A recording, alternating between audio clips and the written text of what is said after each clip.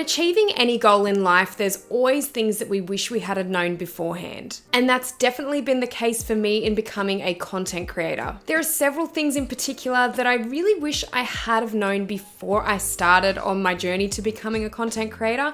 And today I really want to talk about them. And hopefully you won't have to make the same sort of assumptions and mistakes that I did. For those of you who are new here, hi, my name is Kaylee and I'm a beauty and fashion photographer based near Sydney, Australia. But I'm also a content creator and I started this channel a few years ago to talk about all things social media, freelancing, business, and content creation. And as I said, we are going to be talking about some of the things that I wish I had have known before becoming a content creator. If you're an aspiring content creator, you probably already know how hard the journey is to becoming a full-time content creator, and that was definitely the case for me as well. It took many years for me to actually become a full-time content creator and actually get to that point where I was making enough income to essentially not have another full-time job on the side. And there are so many assumptions that I did make initially about becoming a content creator, but to be fair as well, when I first started this journey, there really wasn't a such thing as a content creator, and I was kind of just like fumbling my way through it. In the early 2010s, that's kind of what we had to do, and I guess influencers weren't really a thing in the early 2010s. I mean, when I think about Instagram,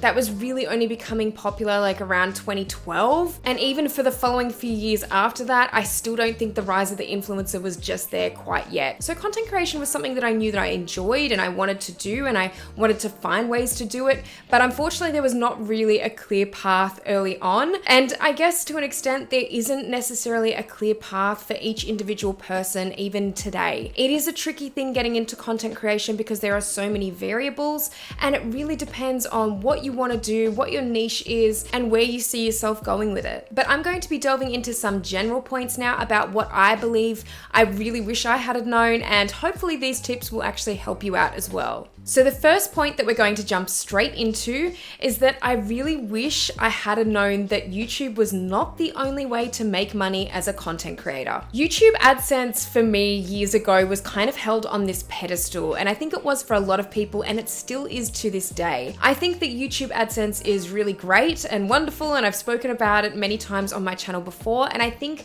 that it makes a really wonderful extra stream of revenue for content creators. It's just another stream to really help you stay afloat, to help you stay consistent with your income, and really to add it in there in case something else falls down in terms of your revenue streams and you know you've got a little bit of a backup there. So I really think that YouTube AdSense fits really well into that category. However, it is not the only way to make money as a content creator, and it is certainly not the most lucrative for most content creators. There are so many other ways to make money as a content creator, and I've spoken about this many times on my channel. I even did a video recently where I talked about some of the ways you can earn money as a smaller creator as well. So there's many ways to do this, and it is not just all about AdSense. You'll probably find as you get into your content creation journey that AdSense ends up being one of those things that actually doesn't earn you that much money in comparison to some of the other potential revenue streams that you can have. So some of those revenue streams, for example, might be sponsorships or brand deals. They tend to be quite lucrative, especially when you're on YouTube. There is also UGC, which is user generated content, and that is what a lot of smaller creators are hopping on board with today because you don't necessarily need a large following to get into that. UGC involves creating content for different brands and platforms, but essentially it won't be posted on your platform, it will be posted on the brand's platform. So that's kind of the difference between sponsorships and brand deals and then UGC. Then not to mention affiliate marketing or courses or selling products. There are so many different ways to make money as a content creator, and YouTube is certainly not the only way, or the best for that matter. The second point that I really wish I had known is to diversify your income streams. So again, this ties into point number one. YouTube AdSense is not the only way to make money, and I think my assumption initially was that it was the main way to make money as a content creator, so I really just focused on that instead of diversifying my income, which I could have been doing from a much earlier standpoint in my career. So with all of those extra streams of revenue that I just mentioned that you could potentially have, they are several ways to diversify your income as a content creator. And it's a really big stability, security issue too for your income, and it's a really important thing to be able to do. If you are only relying on one or two streams of income as a content creator, that can be quite dangerous, especially long term. I think a lot of people as well, when they first start content creation or when they first get big with their content creation, they rely on just one or two streams. So whether that be a lot of brand deals that they might be receiving, or specifically if it is AdSense that they're getting a lot of initially, that's great, but sometimes that stuff doesn't last forever. So it's really good to start building those streams as you go along and from the beginning, to be honest. I think it's really important if you do have videos that go viral or you do have videos that do very well, especially in the beginning, take advantage of that and definitely run with that. But don't forget to remind yourself that this kind of thing doesn't always last forever. Always keep that in the back of your mind and try and look at ways of building your other revenue streams in the meantime, so that when things go downhill, whether that be with your viewership or whether that be with your audience in general, I think it's really important that you've built those other streams, so then hopefully it will be a softer landing, so to speak. The third point I really wish I had known before starting content creation is that SEO isn't everything. SEO was drummed into my head when I first started YouTube and when I first started Instagram as like the be all and end all of being a content creator. You had to have your tags correct, you had to have keywords, you had to have your titles looking immaculate, your SEO score had to be 100 out of 100. So it was like this really big thing that for many years a lot of content creators kind of rehashed as that main thing to be focusing on, especially when posting to YouTube. Now, I feel that this was actually a really big misconception at the time, and I think that now more information has come out, especially about algorithms like YouTube and even on Instagram. SEO is not as important as it was once talked up to be. In fact, I've been doing a lot of experimentation even on this channel here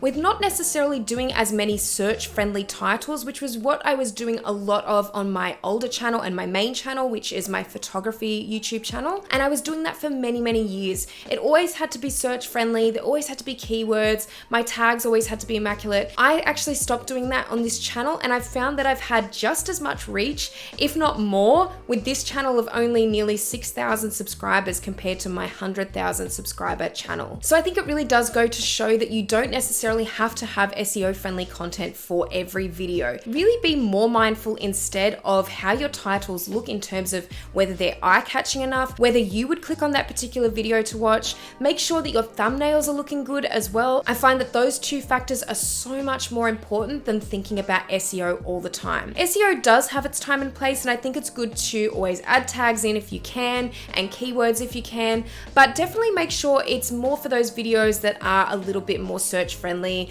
They might be a little bit more evergreen content that you're trying to post, and maybe focus on that for those particular videos, but don't feel that you have to do that for every video or every piece of content that you put out there, because it's really important to realize that even for content on Instagram or your content here on YouTube, whether it's your titles, your thumbnails, or your content in general, that's really important to make sure that that is looking as good as possible versus your SEO. Now, the fourth point is a little bit different in terms of what I really wish I had have known, but it's more of a personal one, and it's something that I just didn't realize at first. But it's that working as a content creator can be just as intensive or overwhelming as working a standard 9-to-5 job. Now, I think my assumption with this going into being a content creator was that I was going to get a bit more of a free ride. Once I became a content creator, once I had my revenue streams, once everything was in place, I was just going to sit back a little bit and be able to have my days off during the week. And I feel that even now I'm still not at that point. And I think this point has to be said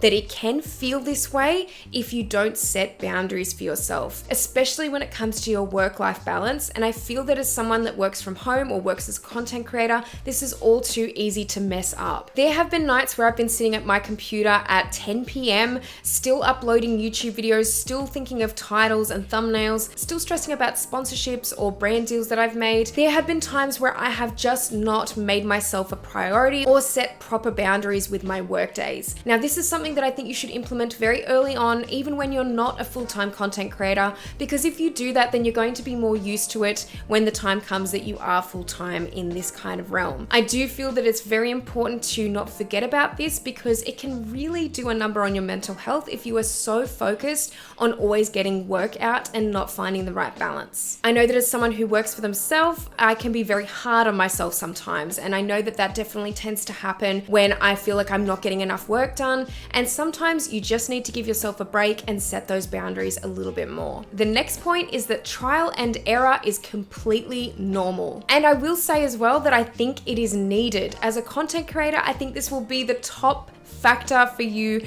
learning and doing things in this realm is making sure that you're having a lot of trial and error. Because if you're not having that trial and error, how do you know what works? Now, I think a lot of people will do this kind of thing initially when they're starting off as content creators, and it can be really disheartening because when I say trial and error, for example, you might post a video that you thought was maybe going to do well and then it tanks. And then you're really upset about it. Maybe you really felt that it was going to do well, you put a lot of effort into it, and it can be really discouraging. However, something to really remember in the back of your mind with this is that trial and error is completely normal, and not every video or piece of content that you post online is going to do well. Unfortunately, that is just how it is. So whenever you have a piece of content that doesn't do as well as you might have hoped it would, just remember in the back of your mind that trial and error is completely normal, and you know how you can pivot a little bit in future for your next video or piece of content. And the final point that I really wish I had known at the beginning of my content creation journey was that you don't have to niche down. Now, I recently did a video on this, and I really find this topic fascinating because I do think that, again, this was something that was very much drummed into everyone years ago, and it still is even to this day by some content gurus and things like that. But I really do believe that it's important not to niche down too hard.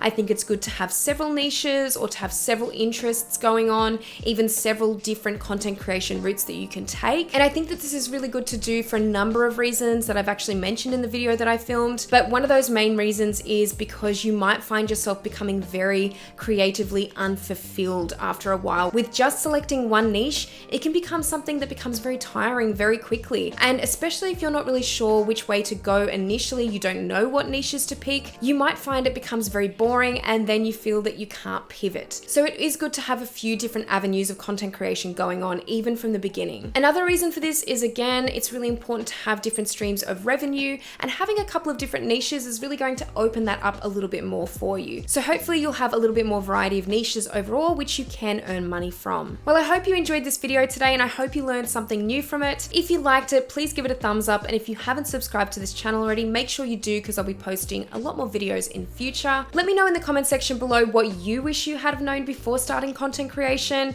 and whether you resonated with any of the points that I mentioned today. Let me know in the comments as well what you'd like to see on my channel, because I'm always open to hearing requests. But thank you again so much for watching this video today, and I'll see you in the next one.